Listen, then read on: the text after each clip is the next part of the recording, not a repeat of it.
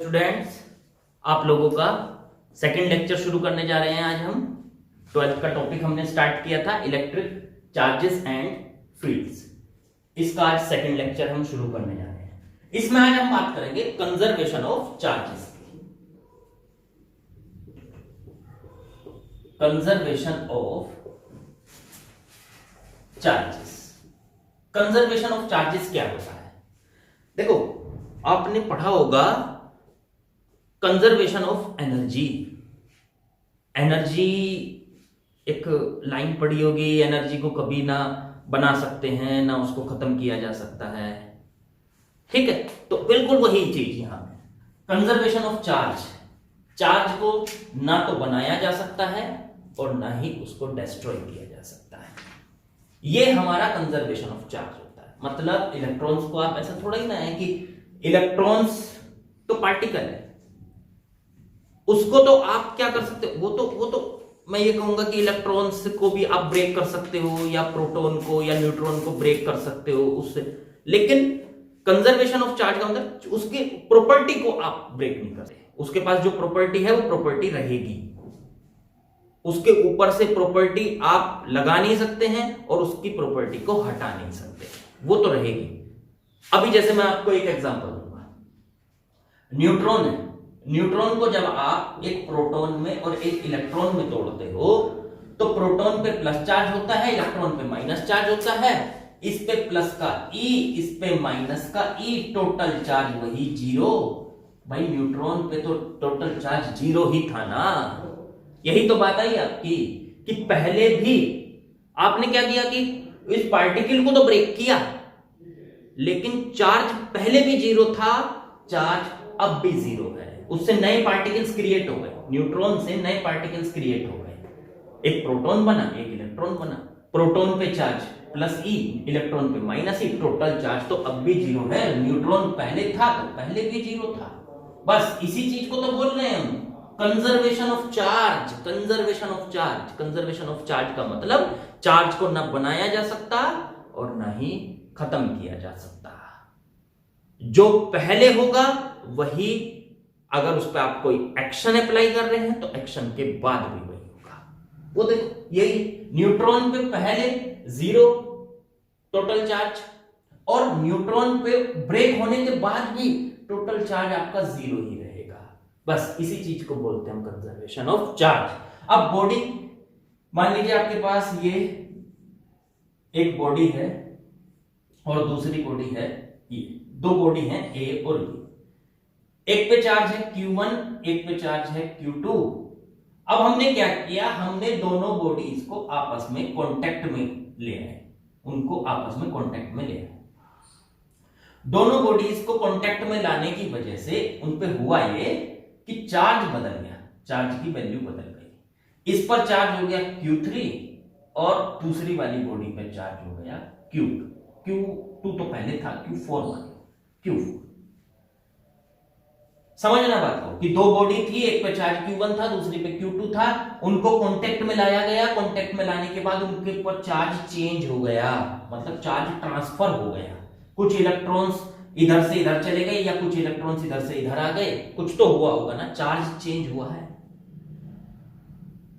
लेकिन चार्ज जो है ना बदला नहीं है। पहले भी टोटल चार्ज आपका जितना था, टोटल चार्ज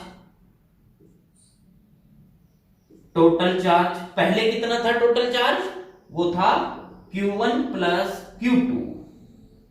और अब कितना है टोटल चार्ज? टोटल चार्ज दोनों बॉडीज पर अगर कहें तो Q3 प्लस Q4। और कंजर्वेशन ऑफ चार्ज आपसे बोलता है कि चार्ज टोटल चेंज नहीं होगा। टोटल चार्ज पहले जीरो था, बाद में भी जीरो था, तो ऐसे ही पहले चार्ज टोटल था Q1 प्लस Q2, जितना भी टोटल चार्ज था वो Q1 प्लस Q2 था, तो अब भी टोटल चार्ज उतना ही है। तो इसका मतलब Q3 प्लस Q4, ये वैल्यूज आपस में इक्वल होंगी। मेरे ख्याल से बात समझ में आ गई होगी।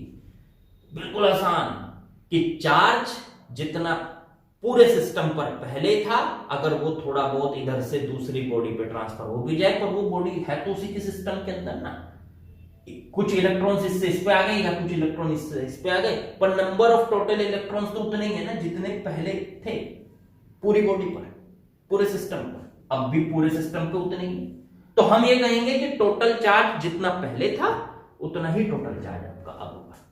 इसी को कहते हैं हम कंजर्वेशन ऑफ चार्ज। तो कंजर्वेशन ऑफ चार्ज का मतलब आया, चार्ज को ना ही आप बना सकते हो और ना ही आप चार्ज को डिस्ट्रॉय कर सकते हो, मिटा सकते हो। वही एनर्जी के बारे में भी वही चीजें हमने पढ़ी है और वही चीज आप यहां कंजर्व। अब बात आती है इससे आगे थोड़ा सा डिस्कशन कर लेते हैं कि बॉडी को चार्ज कैसे किया जा सकता है, how to charge a body, how to charge a body. चलो आज इसका डिस्कशन कर लेते हैं, how to charge a body. एक बॉडी को चार्ज किस किस तरह किया जा सकता है, तो उसके 3 तरीके होते हैं मेन, बाय रबिंग,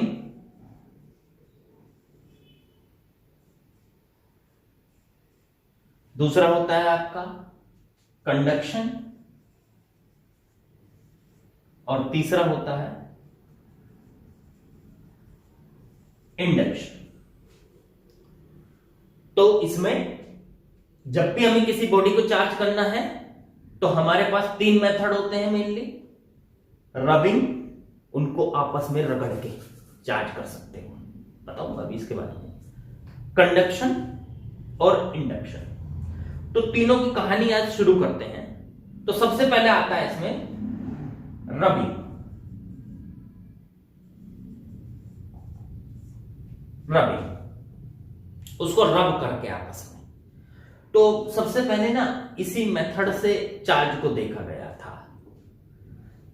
600 BC की कहानी है, वो तो सब ठीक है, ठीक है। तो उसमें ये कहा गया कि मान लीजिए ये आपके पास एक रोड है, आबनूस रोड, ठीक है। उसको जो हमारे पास ये है कैट की स्किन है, बिल्ली की खाल है, उस पे लाके उसको रगड़ा गया और तो कुछ इलेक्ट्रॉन्स इधर से उधर ट्रांसफर हुए, तो एक बॉडी प्लस चार्ज हो जाएगी, एक बॉडी माइनस चार्ज हो जाएगी।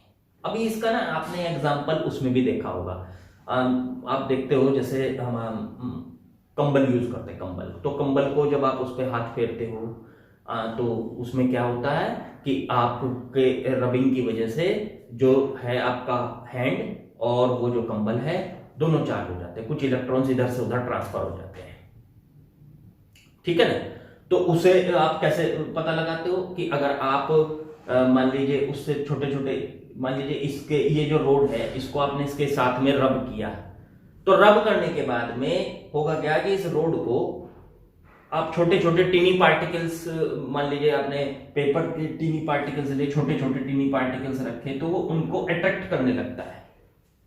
क्यों अट्रैक्ट करने लगता है वो मैं बताऊंगा अभी, क्योंकि वो इंडक्शन की वजह से अट्रैक्ट करता है, उस पर भी चार्ज जो एक तरफ इकट्ठा हो जाता है, तो वो सब चीजें बताऊंगा मैं। लेकिन अभी फिलहाल हमें रबिंग से देखना है कि रबिंग क्या है, कि रबिंग सबसे बेसिक मेथड है किसी भी बॉडी को चार्ज करने का। 2 बॉडीज को आपस में रब कीजिए, एक बॉडी से दूसरी बॉडी पे इलेक्ट्रॉन ट्रांसफर होंगे तो दोनों बॉडी चार्ज हो जाएंगी। मान लो इसमें से कुछ इलेक्ट्रॉन्स इधर चले जाएं, अगर इधर चले जाएंगे तो ये बॉडी माइनस चार्ज हो जाएगी और ये बॉडी प्लस चार्ज, या इधर आ जाएंगे तो ये बॉडी माइनस और ये प्लस। तो उल्टा और सीधा जैसे भी वो हो रहा है उसमें, वो तो डिपेंड करेगा बॉडी किस टाइप की है, कि इलेक्ट्रॉन जा रहे हैं या इलेक्ट्रॉन आ रहे हैं, ये चीज। तो ये रबिंग जो है वो सबसे बेसिक मेथड है चार्जिंग का। इसको फ्रिक्शन भी कह सकते हैं कि फ्रिक्शन की वजह से ये हुआ है। अब हुआ क्यों है ये, उसका मैं थोड़ा सा आपको आइडिया देता हूं। हुआ इसलिए है क्योंकि मान लीजिए आपने इसको ऐसे रब किया, तो रब करने में आपने वर्क किया, उससे क्या हुआ, उससे एनर्जी जनरेट होगी, क्योंकि आपने पढ़ा था वर्क एनर्जी थ्योरम में कि वर्क जो है वो एनर्जी में कन्वर्ट होता है। तो उससे एनर्जी जनरेट हुई, एनर्जी वो इलेक्ट्रॉन्स को मिली, इलेक्ट्रॉन क्या करेंगे, पागल हो जाएंगे, इलेक्ट्रॉन एक बॉडी से दूसरी बॉडी पे जंप कर जाएंगे। समझ गए ना मेरी बात? तो इलेक्ट्रॉन्स एक बॉडी से दूसरी बॉडी पे जंप करने का आइडिया उनको कहां से मिला? एनर्जी मिलने के बाद। एनर्जी मिल जाए किसी को ज्यादा पावर मिल जाए तो वो पागल हो जाता है, इधर उधर उछलने लगता है। तो वही बात हुई कि इलेक्ट्रॉन्स एक बॉडी से दूसरी बॉडी पे जंप कर जाते हैं, वो एनर्जी की वजह से, रबिंग की वजह से। हमने वर्क किया, वर्क से एनर्जी उनको मिली, मिलते ही दूसरी बॉडी पे, बस ये रबिंग है। और रबिंग की वजह से बॉडी चार्ज। नेक्स्ट हमारा जो चार्जिंग करने का मेथड है वो होता है आपका कंडक्शन। भाई पहले हमने पढ़ लिया कि रबिंग से चार्जिंग हो सकती है, रब करेंगे आपस में तो इलेक्ट्रॉन्स एक दूसरे पे ट्रांसफर हो जाते हैं ड्यू टू एनर्जी। इसी तरीके से कंडक्शन को मैं ये कह सकता हूं टचिंग, आपस में टच करने से भी चार्जिंग हो जाती है। देखो मैं आपको बताता हूं, मान लो मेरे पास एक दो कंडक्टर ए और बी। कंडक्टर और इंसुलेटर की बात अभी होगी, लेकिन थोड़ा सा आप ये जानिए कि कंडक्टर ऐसे होते हैं जिनके पास जो आसानी से चार्ज हो पाए, ठीक है ना। इलेक्ट्रॉन्स होते हैं उनके पास, फ्री इलेक्ट्रॉन्स ज्यादा, वो अभी बात करूंगा। तो फिलहाल मैं ये कहता हूं कि कंडक्टर है मेरे पास दो, बिल्कुल एक जैसे। एक तो न्यूट्रल है, उस पर कोई चार्ज नहीं है, एक तो न्यूट्रल है, और एक पर प्लस का क्यू चार्ज है। तो देखो प्लस का क्यू चार्ज है इसके पास, तो प्लस का क्यू चार्ज होने का मतलब इस पे इलेक्ट्रॉन्स की कमी, इलेक्ट्रॉन्स इसमें से पहले ही निकले हुए हैं। और न्यूट्रल होने का मतलब है जितने इलेक्ट्रॉन उतने प्रोटॉन, बिल्कुल जीरो चार्ज, ठीक है। तो ये प्लस का चार्ज है, मान लो मैं इसको चार्ज करना चाहता हूं तो मैं पुराने चार्ज का यूज कर सकता हूं, मतलब जिसपे पहले से कोई चार्ज हो। कैसे? कि इन दोनों को आपस में टच करा देता हूं, ऐसे टच कराया और टच करा के वापस रख दिए। तो इनको आपस में टच कराया और टच कराने के बाद फिर से वहीं रख दिया प्लस। अब ये न्यूट्रल नहीं रहेगा, इस पे चार्ज आ चुका होगा कितना, Q/2, और इस पे कितना रह गया, Q/2 plus Q/2 plus Q/2। Total charge तब भी Q था, इस पे Q, इस पे 0, टोटल Q। और अब भी टोटल चार्ज वही है, Q plus Q/2 plus Q/2, total charge वही है Q। चार्ज कंजर्व भी रहा और चार्ज एक बॉडी से दूसरी बॉडी में ट्रांसफर भी हो गया। बस इस ट्रांसफर को, जो टच करके ट्रांसफर होता है, इसी को बोलते हैं हम कंडक्शन। ये किसी भी बॉडी को चार्ज करने का दूसरा मेथड। देखो ये बॉडी अनचार्ज्ड थी, आपने टच करा के इस बॉडी को चार्ज कर दिया, इसी मेथड को बोलते हैं हम कंडक्शन। तो कंडक्शन में हम क्या कहेंगे कि जब भी हमारे पास कोई बॉडी होती है उसको टच करा के हम उसको चार्ज कर देते हैं, तो वो मेथड हमारा कंडक्शन होता है। ठीक हो गई बात? कंडक्शन क्लियर हो गया होगा। इसके बाद आते हैं आपका इंडक्शन। अब थोड़ा सा इसमें एक डाउट जरूर आएगा कि सर ये तो बॉडी चलो आपने एक जैसी ली थी, बोथ आर सेम, एक जैसी बॉडी थी, सेम बॉडी थी, सेम बॉडीज थी ए और बी। अगर अलग अलग होंगी तो चार्ज डेफिनेटली अलग अलग जाएगा। इस पे अलग चार्ज होगा, इस पे अलग चार्ज होगा, वो उसकी शेप पे डिपेंड करेगा, मटेरियल पे डिपेंड करेगा, सारी चीजों पे डिपेंड करता है। तो वो जो है शेप पे डिपेंड करेगा, मटेरियल, उसका कोई फॉर्मूला, उसका कोई ऐसा कोई फॉर्मूला नहीं है। वो तो हम आपको आगे बताएंगे कि अगर छोटा है या बड़ा है तो कब तक उस पे चार्ज जाएगा, कितना जाएगा, वो सब हम आगे एक आने वाली टर्म है पोटेंशियल, उससे कैलकुलेट करते हैं। तो वो कैलकुलेशन अभी आगे होगी, लेकिन फिलहाल हमें ये बात जरूर इसमें याद रखनी है कि जब भी दो सेम बॉडीज को टच करके रखा जाता है तो उनपे सेम चार्ज आ जाता है। ठीक है ना? अभी इसमें ये बात ये भी लिख सकते हो एक नोट करके कि अगर पहली बॉडी पर Q1 चार्ज है, पहली बॉडी पर मान लीजिए यहां Q1 चार्ज है, यहां Q2 चार्ज है, तो उनको टच करने के बाद उस पर जो चार्ज होगा वो होगा Q1 प्लस Q2/2 इस पर होगा और Q1 प्लस Q2/2 इस पर होगा, लेकिन वो तभी होगा जब बॉडीज सेम होंगी। ठीक है ना। तो ये कंडक्शन में ये भी हमें टेक्निक याद रखनी है। अब बात करते हैं इंडक्शन की। इंडक्शन क्या होता है, चलो इंडक्शन को भी देख लेते हैं। इंडक्शन चार्जिंग करने का थर्ड मेथड है।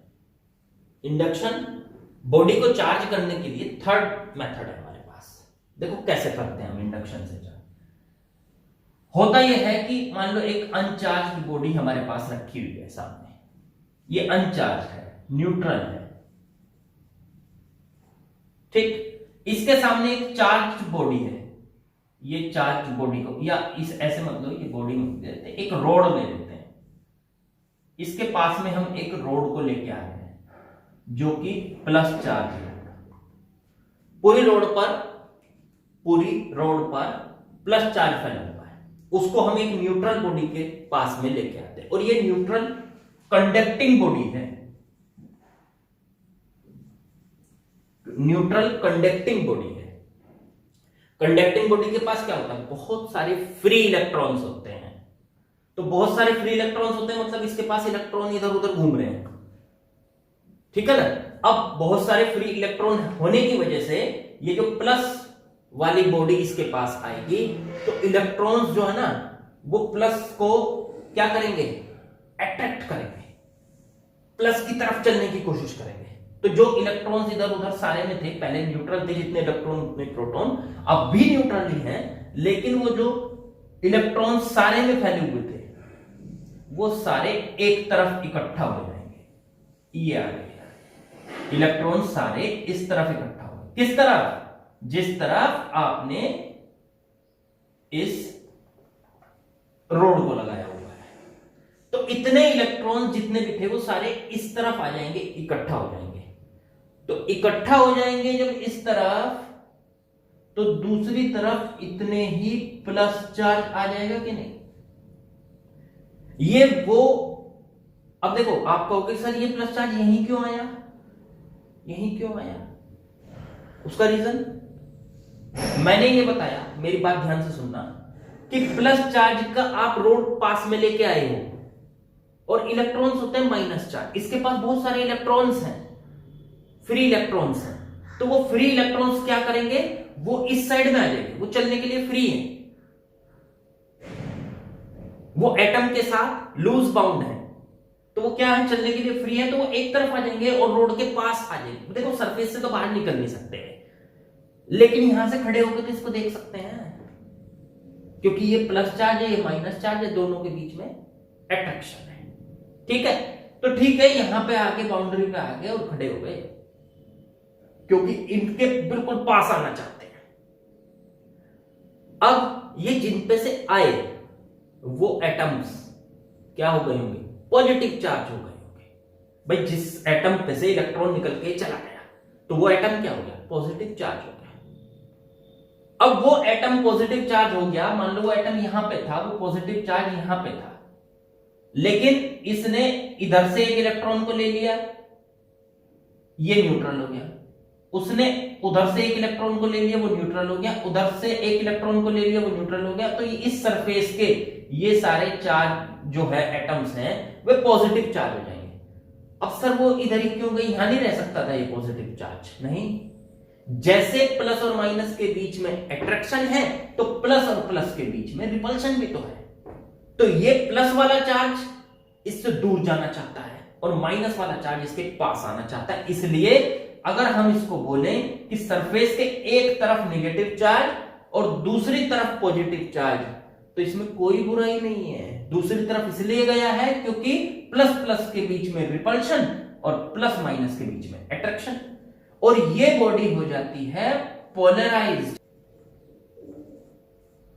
ये बॉडी हो जाती है पोलराइज्ड, इसको कहते हैं पोलराइज्ड बॉडी। पोलराइज्ड बॉडी का मतलब क्या हुआ कि उसकी एक सरफेस माइनस है, एक सरफेस प्लस है, आधा चार्ज इधर आधा चार्ज उधर, लेकिन टोटल चार्ज जीरो। वो तो पहले भी जीरो था, न्यूट्रल थी बॉडी, वो तो पहले भी जीरो था, अब भी जीरो है।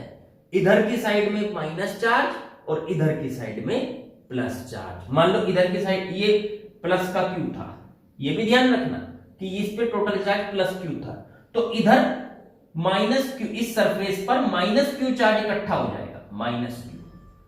तो इसी सरफेस पर इससे नेक्स्ट सरफेस पे प्लस क्यू चार्ज इकट्ठा हो जाएगा। अब टोटल चार्ज तो बॉडी पे प्लस क्यू माइनस क्यू मतलब जीरो है ना, जीरो है ना।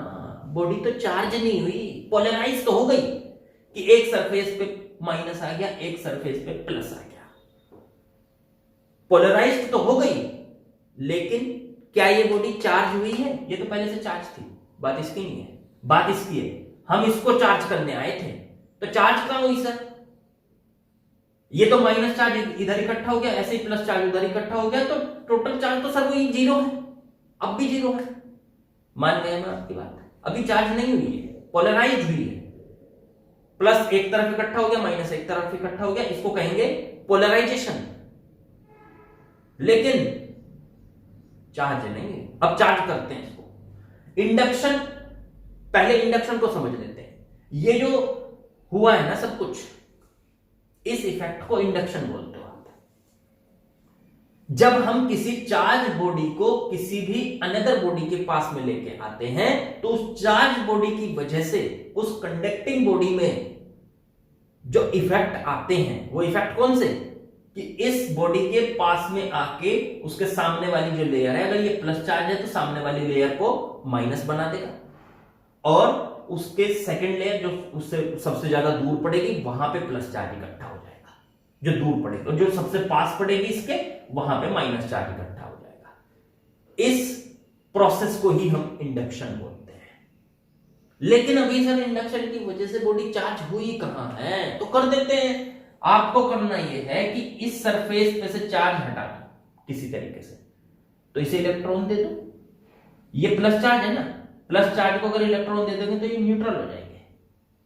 मान लो इसे 10 इलेक्ट्रॉन की कमी है, 10 इलेक्ट्रॉन दे दो। अब देने का तरीका है अर्थिंग। आगे बढ़ाऊंगा, लेकिन थोड़ा सा यहां पे जान लेते हैं। अर्थिंग क्या होता है कि हम इसको अर्थ से टच कर देते हैं, अर्थिंग कर देते हैं। अर्थ से वायर लाई, इसको टच किया तो इसमें से, अर्थ में से इलेक्ट्रॉन्स निकल के इसको न्यूट्रल कर देंगे, ये सरफेस न्यूट्रल हो जाएगी, बस काम खत्म। अब सर अर्थिंग का मतलब ये होता है, अर्थ के पास ना देने के लिए बहुत सारे इलेक्ट्रॉन्स है और लेने के लिए बहुत सारे इलेक्ट्रॉन्स की कैपेसिटी है। अब चाहे उसे इलेक्ट्रॉन दो, चाहे उससे इलेक्ट्रॉन लो, कितने भी इलेक्ट्रॉन दे सकते हो, कितने भी इलेक्ट्रॉन उससे ले सकते हो। तो इसका मतलब ये सारा प्लस चार्ज अर्थ में चला गया, ऐसे बोल दूं, हाँ कैसे भी बोल दो, ये सारा प्लस चार्ज अर्थ के अंदर चला गया और ये वाली सरफेस हो गई न्यूट्रल, कि माइनस माइनस माइनस माइनस ये चार्ज आ गया, रोड के साथ में चार्ज है प्लस प्लस प्लस, और ये माइनस। अब देखना बॉडी चार्ज हुई कि नहीं? हाँ सर हो गई, माइनस चार्ज रह गया, इस पे प्लस चार्ज तो खत्म हो गया। तो वो जो पोलराइजेशन था, अब पोलराइजेशन के साथ में पोलराइजेशन हट गया, वो प्लस चार्ज को आपने न्यूट्रल कर दिया अर्थ से कनेक्ट करते ही, तो पोलराइजेशन हट के इस पे माइनस चार्ज लग गया। अब अगर मैं इस रोड को दूर भी ले जाऊं तो कोई दिक्कत नहीं, इस पे पूरी बॉडी पे माइनस चार्ज फैला हुआ है, हो गई चार्ज। यही तो करना था हमें। अब बॉडी चार्ज है। अब सर माइनस चार्ज करना था तो माइनस हो गई, ऐसे प्लस चार्ज भी तो कर सकते हैं। हाँ कर सकते हो। फिर मैं ये जो रोड लाता ना, ये माइनस चार्ज वाली रोड लाता, सारा प्लस चार्ज इधर सरफेस पे इकट्ठा हो जाता, माइनस चार्ज दूर वाली सरफेस पे इकट्ठा हो जाता, फिर उस सरफेस को मैं अर्थ कर देता, वो अर्थ से वो माइनस चार्ज सारा अर्थ में चला जाता और पूरी बॉडी प्लस चार्ज। तो वो तो आप रिवर्स करके लगा सकते हो, कोई दिक्कत नहीं है, पर बॉडी चार्ज आपकी हो चुकी है। इस मेथड को आप बोलते हो इंडक्शन। अभी देखो इस पे ना एक क्वेश्चन को डिस्कस करते हैं। जो भी हमने कंडक्शन पढ़ा, अभी हमने जो है इंडक्शन पढ़ा, तो उस पे एक क्वेश्चन को डिस्कस कर लेते हैं। मान लीजिए हमारे पास दो बॉडीज हैं, कंडक्टिंग बॉडीज, सेम, एक ए है एक बी है, सेम कंडक्टिंग बॉडी है, सेम कंडक्टिंग बॉडीज। अब हुआ क्या है कि हम यहां से एक रोड को लेके आते हैं इसके पास, प्लस वाली रोड को, जिसपे चार्ज है प्लस का क्यू। अब प्लस का क्यू चार्ज होने की वजह से जब आप इसको बी के पास लेके आ रहे हो तो क्या होगा, induction effect. Sir minus charge इधर इकट्ठा हो जाएगा और प्लस चार्ज इधर इकट्ठा हो जाएगा। जैसे ही प्लस चार्ज इधर इकट्ठा होगा, इसी के पास ये बॉडी रखी है, तो इस प्लस चार्ज की वजह से इंडक्शन यहां पे भी तो काम करेगा नेक्स्ट वाली बॉडी पे, तो यहां पे माइनस चार्ज इकट्ठा हो जाएगा इतना ही, और इतना ही प्लस चार्ज फिर यहां इकट्ठा हो जाएगा, ऐसे रहेगा। तो इसकी वजह से इंडक्शन जनरेट हुआ और ये जितना प्लस चार्ज था उतना ही माइनस चार्ज इस सरफेस पे आ गया, दूर वाली सरफेस पे उतना ही प्लस चार्ज। अब ये सरफेस इसके पास है, ये भी कंडक्टिंग बॉडी है, ऐसी ही है, तो प्लस चार्ज इस पे और फिर प्लस चार्ज इसके नेक्स्ट वाली सरफेस पे, ये हुआ है। अब होगा ये कि अगर आपको जिस बॉडी को वो करना है, मान लीजिए आपको इस बॉडी को चार्ज करना है, तो आपने क्या किया, इसको अर्थ कर दिया, इस सरफेस को अर्थ करते ही सारा प्लस चार्ज अर्थ के अंदर चला गया, तो बॉडी के पास चार्ज रह गया माइनस, यहां माइनस रह गया बस, और ये प्लस प्लस प्लस प्लस और ये माइनस माइनस माइनस माइनस, और ये सामने आपके ये रोड है, plus plus plus plus plus Q charge. अभी देखो ये चार्ज नहीं हुई, ये हो गई, क्योंकि आपने इसको अर्थ करके इसका फालतू जो चार्ज था वो निकाल दिया, आप इसको चार्ज करना, तो ये बॉडी चार्ज हो गई। अभी अगर इनको दूर दूर रख दें, तो दूर दूर रख दें तो इस बॉडी पे चार्ज तो माइनस आ चुका है, अब वो सारे में फैल जाता है, वो सब डिस्कस करेंगे कि ये दूर तक क्यों फैलता है, मतलब पूरी सरफेस पे क्यों फैलता है। अब इसको दूर रख दिया इसको, तो इसके पास कोई चार्ज नहीं है, और रोड को दूर रख दिया तो इसके पास अपना प्लस चार्ज पहले था, प्लस चार्ज ही अब है, तो ये बॉडी न्यूट्रल के न्यूट्रल रह गई, और ये बॉडी चार्ज हो गई, और ये बॉडी पहले से ही चार्ज थी। ध्यान दीजिएगा, ये बॉडी पहले से ही चार्ज थी, ये बॉडी चार्ज हो चुकी है, और ये न्यूट्रल हो गई क्या, ये तो न्यूट्रल ही थी, इस पर कोई इफेक्ट नहीं। तो ऐसे भी होता है कि कंडक्शन, ऐसा नहीं है इंडक्शन की वजह से, कि ऐसा नहीं है कि इसी बॉडी पे इंडक्शन, अगर इस बॉडी की वजह से अगली बॉडी पे भी इंडक्शन हो सकता है, उसकी वजह से नेक्स्ट वाली पे भी इंडक्शन हो सकता है। तो ऐसे कहीं तक भी चले जाओ, आप इसके पास रखते चले जाओगे, उन पे भी वो इंडक्शन इफेक्ट काम करता चला जाएगा, दूर तक काम करेगा। इफेक्ट क्यों आ रहा है, क्योंकि प्लस प्लस के बीच में रिपल्शन और माइनस प्लस के बीच में अट्रैक्शन हो रहा है, माइनस माइनस के बीच में रिपल्शन हो रहा है, तो वो रिपल्शन फोर्स और अट्रैक्शन फोर्स की वजह से ये सारा कंसेप्ट आ रहा है। मेरे ख्याल से बात यहां तक आप लोगों को सभी कुछ समझ में आ गई। अब ये वीडियो आपको कैसी लगी है, इसके बारे में कमेंट करके जरूर बताइएगा। कोई सजेशन हो हमारे लिए तो सजेशन भी जरूर करिएगा कमेंट में, ठीक है। और वीडियो को लाइक कीजिए, अपने दोस्तों के साथ शेयर कीजिए, हमारे चैनल को सब्सक्राइब कीजिए, बेल आइकन को जरूर दबाइए, और बस इसी के साथ थैंक यू आप सभी लोगों का। ओके।